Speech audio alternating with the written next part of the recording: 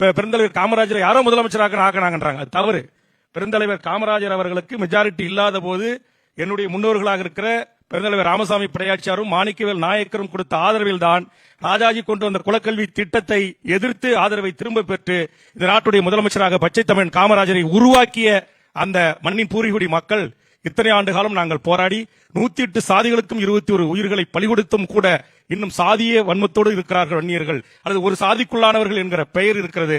ஆனால் அன்றைக்கு ராஜாஜியை முதலமைச்சர் ஆக்கிய போதும் இந்த சமூகம் சாதி பார்க்கவில்லை.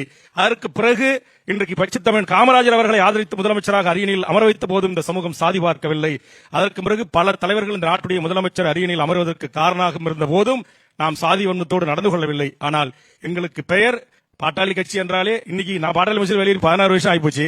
இன்னும் என்னையும் சேர்த்து வேல்முருகன் மட்டும் யாரு ஜாதி தானன்ற அந்த நிலையை எல்லாம் மாறி போச்சு. மகிழ்ச்சி. பாட்டாளி மக்கள் கட்சி அழைத்து இத்தனை சமூக தலைவர்களும் இத்தனை கட்சி தலைவர்களும் வருகை தந்திருப்பதே மாற்றத்தினுடைய தொடக்கம் அல்ல, மாறி இருக்கிறது என்கிற கூற்றை நான் வரவேற்று